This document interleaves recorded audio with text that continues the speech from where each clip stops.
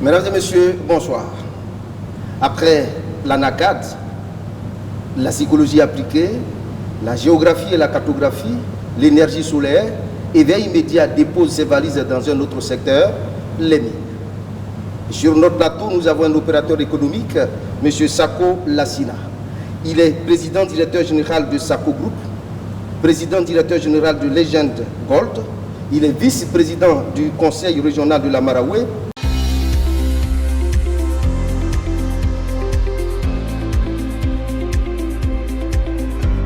Monsieur Sako, bonsoir.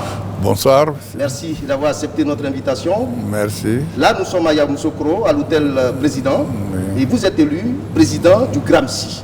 Oui. Pourquoi le GRAMSI?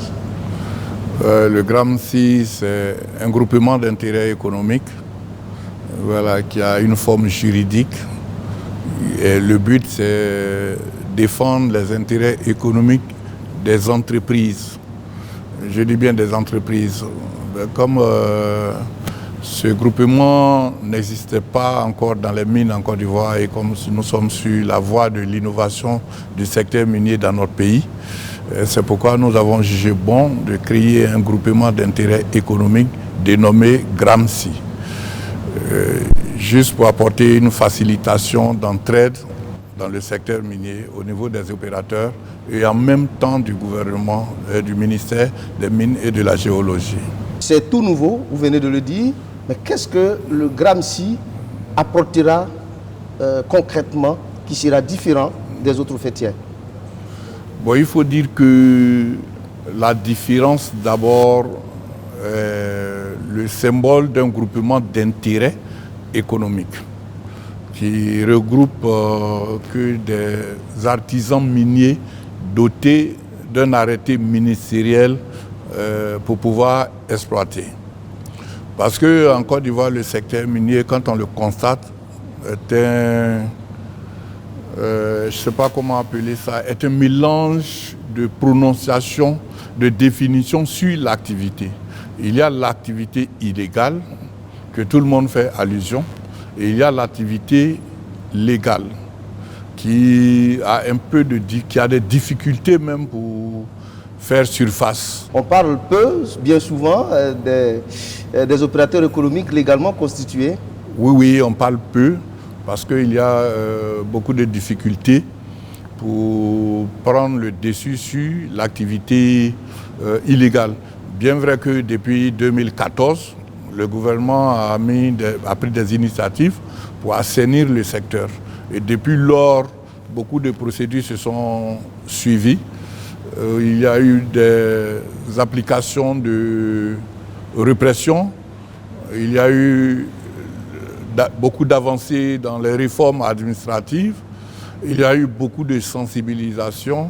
Il y a des arrestations aussi. Il y a eu même des arrestations, des destructions d'engins, mais on voit que ce phénomène persiste toujours. Mais il faut noter que le coût de l'or sur le marché international aussi fait partie de l'insistance des acteurs miniers dans leur activité illégale. Parce que quand vous voyez que au fur et à mesure que le coût de l'or augmente, il devient une richesse. Bien sûr. Voilà. Et quand on parle de richesse, elle attire n'importe quel individu. Très bien. Revenons au sujet du jour, qui est le GRAMSI. Comment on peut y adhérer? Pour adhérer au GRAMSI, c'est très simple. Il faut d'abord être doté d'une entreprise légalement constituée, avoir au moins une autorisation d'exploitation minière en Côte d'Ivoire, c'est-à-dire un arrêté ministériel qui t'autorise à exploiter légalement. Et quand vous êtes doté de ces documents, vous êtes déjà un adhérent au GRAMSI. Vous ne travaillez qu'avec des structures légalement constituées? Légalement constituées pour défendre les intérêts. Très bien. Quand on est légalement constitué et qu'on adhère au GRAMSI, qu'est-ce qu'on gagne? Voilà, quand on est légalement constitué chez nous au GRAMSI, il y a beaucoup d'attentes. Parce qu'il faut dire d'abord, avant la conception, avant le lancement de GRAMSI, nous avons passé beaucoup de temps à la recherche de solutions. C'est ça. Nous avons mené des investigations, que ce soit à l'intérieur du pays, que ce soit à l'extérieur du pays. Nous avons su contrôler, suivre le chemin de la production de l'or jusqu'à la destination finale de l'or à l'extérieur à partir de la société Legend Gold. Nous avons beaucoup d'exemples. Nous avons aussi approché plusieurs secteurs. Parce que quand on parle de mines, il ne s'agit pas seulement de l'activité minière. Il y a plusieurs secteurs qui sont partie prenante dans l'activité minière. Le secteur d'achat, par exemple? Le secteur d'achat, la logistique, la géologie. Les bijoutiers interviennent? Voilà, les bijoutiers, ils interviennent. L'environnement pour réparer ce qui a été dégradé. Donc, on a eu des approches avec tous ces secteurs pour pouvoir réunir ces forces sur un même plateau avant de procéder au lancement de Gramcy. Donc quand vous venez au Gramcy, vous devez vous attendre à plusieurs avantages, selon le souci que vous avez concernant votre site d'exploitation ou bien concernant votre entreprise. On a même les outils de formation concernant la pratique de l'activité. On a aussi des méthodes de prospection, de recherche, voilà, pour vous accompagner quand vous adhérez au Gramcy. Au cas par cas, vous gérez voilà. Les préoccupations? Oui, nous gérons toutes sortes de préoccupations. Nous avons même approché des institutions bancaires. Nous avons travaillé dans la transparence pour leur montrer les inconvénients de l'activité minière dans le financement.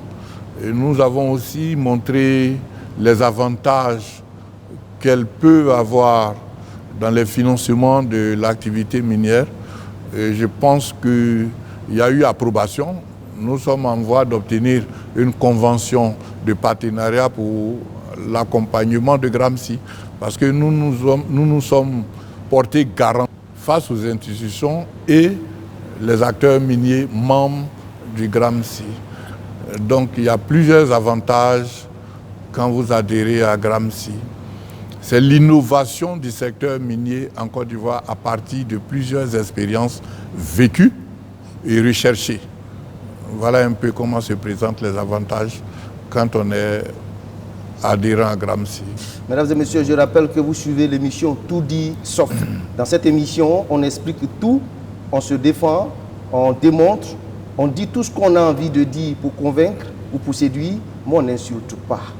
Monsieur le Président, dites-nous, quelles seront les actions concrètes du Gramcy sur le terrain? Ok. Le Gramcy, déjà, c'est un grand chantier ouvert. Il a plusieurs actions à mener sur le terrain. Il y a d'abord les actions de connexion des entreprises. Il y a aussi les soucis de connexion entre entreprises et communautés. Il y a aussi les soucis entre entreprises et administration locale. Il y a aussi plusieurs institutions qu'on doit approcher pour ensemble trouver une solution responsable dans l'activité minière. Il y a aussi le souci de déclaration des productions des entreprises. Parce que qui dit Gramcy, c'est de valoriser l'acteur minier en Côte d'Ivoire. Apporter notre expérience à l'administration minière et obéir aussi aux procédures minières. Donc vous voyez que c'est un mécanisme c'est un chantier qui est vaste. Et en même temps, apprendre aux opérateurs miniers en difficulté un système d'autofinancement. On a eu approche aussi avec les géologues. Bientôt, il y aura une activité entre nous et l'Association des géologues de Côte d'Ivoire qui vont mettre à notre disposition leurs services de recherche et de prospection sur ces périmètres qui sont en difficulté financière pour pouvoir démarrer leur activité. Et nous avons aussi prévu d'accompagner les acteurs miniers qui sont en production déjà, mais qui pensent que ce n'est pas suffisant. Alors que ce qu'on pense que ce n'est pas suffisant peut apporter beaucoup à l'économie de la Côte d'Ivoire. Avez-vous des projets sur l'environnement? Oui, nous avons des projets sur l'environnement. C'est pourquoi nous sommes en bonne collaboration avec une ONG qui est l'ONG AUE de M. Boussou Raymond, qui lui-même est le directeur exécutif adjoint de Gramcy, qui a accepté d'adhérer à Gramcy pour nous accompagner et nous donner son appui, son expérience au niveau des réhabilitations, la révalorisation des terres dégradées par l'activité. Un projet pilote est en cours à Boisflé. Oui, un projet pilote est en cours à Boisflé. Nous avons accepté d'accompagner ce projet pilote. On aura le temps d'aborder cette question dans une autre émission, Monsieur le Président. Comment allez-vous lutter au Gramcy contre l'orpaillage clandestin? Le Gramcy, c'est un outil pour séduire les opérateurs miniers qui sont encore toujours dans l'illégalité à connaître l'avantage de la légalité. Et donc, ce n'est pas une lutte barbare que nous allons utiliser contre. Ça révèle des autorités compétentes en la matière. Mais nous, notre modèle de sensibilisation... Vous voulez dire que les mesures que vous voulez utiliser, voilà, l'approche ne sera pas une approche répressive? Voilà, elle ne sera pas une approche répressive. C'est une approche de sensibilisation, une approche de séduction surtout. C'est pourquoi, avec la démonstration de nos expériences, de notre qualité de travail, va séduire ces opérateurs. Et nous allons créer un climat de confiance aux communautés, surtout aux chefs traditionnels que nous avons invités ici aujourd'hui. Nous allons même essayer d'observer une trêve d'activités illégales, volontaires, où les chefs coutumiers, les chefs de village, les propriétaires de terrain seront amenés à marquer une trêve d'activités illégales dans tous les villages, dans toutes les régions.